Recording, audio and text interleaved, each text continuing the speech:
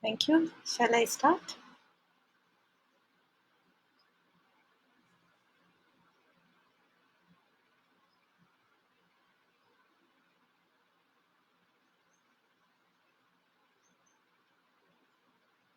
Shall I start? Okay.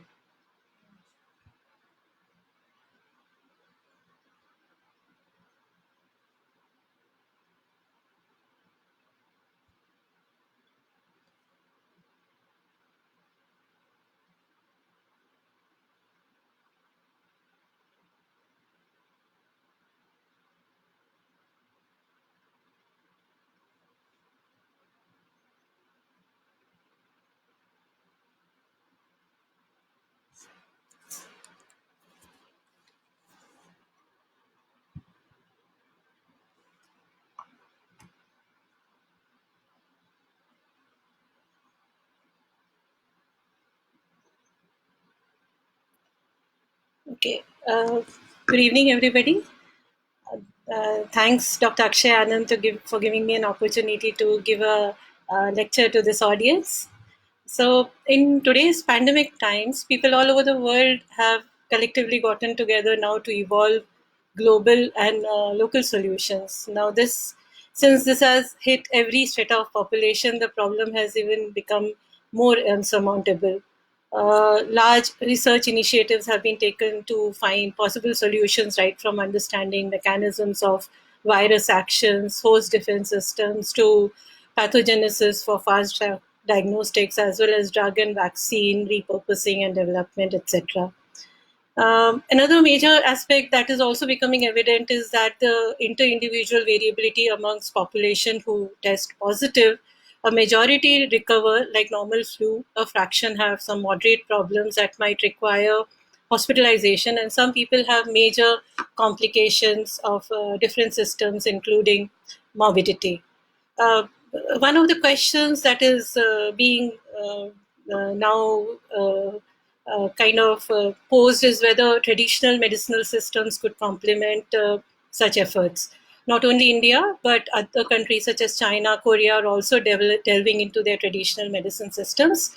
And this forum, thanks to PGI scholars and initiative of Dr. Akshay Anand, a lot of eminent experts I see from different disciplines have converged to deliberate discussions on the benefits of yoga, including regular practice sessions that I think are helping people who are feeling isolated or battling other kinds of stresses. Coming to Ayurveda, which I sort of have an exposure having worked with Dr. Bhavna Prasha, who gave a lecture in the morning for over 20 years, there are two very frequently asked questions that always crop up, irrespective of whatever disease, be it Parkinson's, diabetes, or in this case, let us say that of coronavirus. There is a generic question: would Ayurveda doctors have seen the diseases that we face today in the yesteryears when the science developed? And how could Ayurveda be repurposed in today's time when every bit of ecosystem seems to be very different? But at the same time, people who delve in evolutionary and population genomics using methods such as molecular clocks trace origin of many diseases to populations from whom we would have diverged maybe 100,000 years back. Even archaeological excavations and field of paleogenetics are revealing in this aspect. For instance, even though COVID-19 is very, very recent, families of coronavirus would have existed with humans thousands of years back. In fact, from the time humans would have cohabited with in proximity to animals for zoonotic transmissions. So, in this scale, it is not very far fetched to speculate that similar observations might have been documented 4,000 years back. But even if this were to be true, how do you interpret Ayurveda in contemporary language for modern problems, observations? Firstly, we have to rely on extensive documentation as this is still contemporarily practiced. But how do you contextualize the information? How does an average person comprehend to accept it and adapt it? How do we build scientific evidence in today's language, or how do we validate it, and how do we know whether it is validated from both Ayurveda and modern practitioners' perspective? Today, mostly as patients of any diseases, our diagnostic and curative criteria is based on the protocol which are set by modern practitioners. So, our effort has been to build a framework which allows us to ask all these questions. A major challenge has been how do we build a common language for kind of interoperability, because unless we felt that we do it, we are at best maybe working with subtitles. So, 20 years back, maybe under the mentorship of Professor Brahmachari, I and Bhavna initiated this area of research where our aim was to develop a genomics framework for bridging the concepts of Ayurveda with modern medicine. Briefly, just for the audience, I would like to mention that a genome is like a book of life, where a string of 4 letters called the nucleotides are repeated over 3 billion times in a cell from each parent. We get that much amount of genomic content, and that determines our genetic individuality. And we anticipate by comparing these letters and identifying the positions where individuals differ, one anticipates to understand what is the basis of us being different in the way we look or behave or respond or have diseases. So this is the broadly the area of genomics in which I work. And as genomic scientists, we are interested in understanding the basis of this variability in response to environment and diseases across populations. The idea is for early actionable interventions, meaning could this guide this information? And this is what is called as P4 medicine, that is predictive, preventive, personalized, and participatory. And for some, we also called it precision medicine, that if we could tailor the medicine according to a person's genetic makeup. Now, we found that these, which the genomics field is envisioning, and it's a work in progress, were actually the very basic tenets of Ayurveda, which had been practiced for over 4,000 years. And there were two principles that formed the basis for its understanding and translation, which that is Tridosha and Trisutra. So, Tridosha is a common organizing principle that governs the kinetic, metabolic, and structural components of the system, and they are called as Vat, Pitta, and Kapha. And based on the proportion of in baseline states, people are assigned to different Prakriti groups. So there would be Vat Prakriti, Pit Prakriti, Kapha Prakriti, or mixed Prakriti based on the proportions of dosha. And based on the deviations of these doshas, only Vikriti or disease state is assigned. And the drugs, environment, and geography are all classified on the basis of these doshas. So different Prakriti types are therefore predisposed differently. An aim of therapy is to actually bring back an individual to their homeostatic state and not all to the same homeostatic state. Also, natural evolution of disease that Bhavna mentioned as samprapti have different involvement of doshas, so that regimen for a person can also be dynamically calibrated through observation of these doshic signatures. Now, how do you assess doshas? Or so Ayurveda actually provides very detailed descriptions about phenotype because of varying proportions of doshas from multi-system attributes, for example, anatomy, physiology, response, etc., in both healthy and disease state.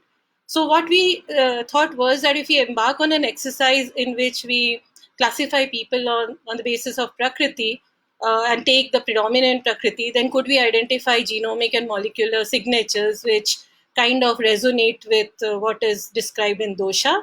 And we thought that that way we might be able to elucidate the links between causes, features, and disease, meaning this linkage between these, which is called also as hetu, ling, and aushad, is what is termed as three sutra, or three threads for translation of Ayurveda tenets. So we wanted to build an Ayurgenomics framework based on these principles. And one thing which I think which might be worthwhile to mention is that this is an iterative exercise, meaning we build our questions on the basis of principles of Ayurveda, probe them by the state of art, molecular and genomics and computational methods, and then observation, we connect them back to descriptions and also connect to modern ontological terms. Thus, we think we can use genomics to bridge both these streams. And unless this is achieved, uh, it is very difficult to seamlessly connect these two systems for translational research. So I would demonstrate by one such example of development of Three Sutra framework, which we have done the full circle in a very nutshell. And anybody who is interested, we would be happy to share further scientific literature. So the example I'm giving is kind of a generic framework, but this is the one which we have sort of done. So what we found, and way back in 2007, 8, so we started our work in 2002. We discovered a gene that differed between healthy people who were from two different Prakriti groups, Pitta and Kapha, through expression and genetic studies. This gene was called as EGLN1, and it was very interesting because it was an oxygen sensor gene. And since this was different, we proposed that differences in expression of this could govern differences with our ability to deal with hypoxia. So what we found was that the genetic state that was present in Pith Prakriti was more in natives of very high altitude, not only in India, but also global populations. The other state linked to Kapha was more present in sea people who, during their high altitude sojourns, developed high altitude pulmonary edema. So after 10 years, recently another group has replicated the same study in Andes, not by Prakriti, but by the genetic marker, and linked these differences to differences in aerobic capacity. Further, then taking our work forward, we had a mouse model of asthma in which we could show that if we give a drug which inhibits the functioning of EGLN1, then it contributes to very severe inflammation features in chronic hypoxic condition. So then we had a small component of pith curve difference related to hypoxia relevant in asthma, which became a testing ground for Bhavna's group to use herbal formulations that alleviate asthma. And that is done through modulation of pith cough perturbation according to their practice. Now, very recently, they have demonstrated that through very extensive physiology, molecular biology experiments, that the pith cough balancing drug, Adatoda, it alleviates hypoxia in asthma. This has been recently made available in online in bioRxiv. And this one axis through series of experiments closes the loop between features, causes, and disease.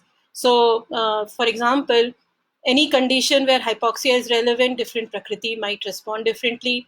The genetic variations linked to differences become useful for stratifying individuals for, let us say, high altitude sojourns. Any disease in which this drug is used, we might speculate it could potentially work through modulating hypoxia related consequences, which might also explain why Ayurveda physicians could use the same drug, maybe in different conditions, or treat very unrelated diseases.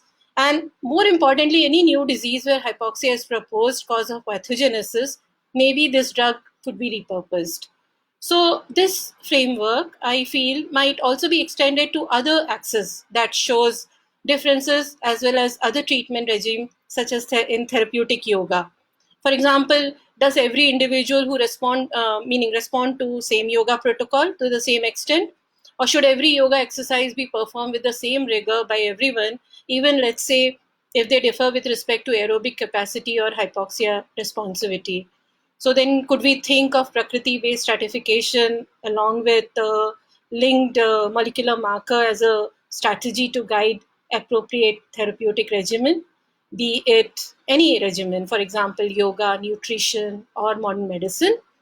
But the dream ultimately would be whether different systems could actually get seamlessly integrated through a common interface so that individuals actually have an informed choice and increase options, therapeutic options.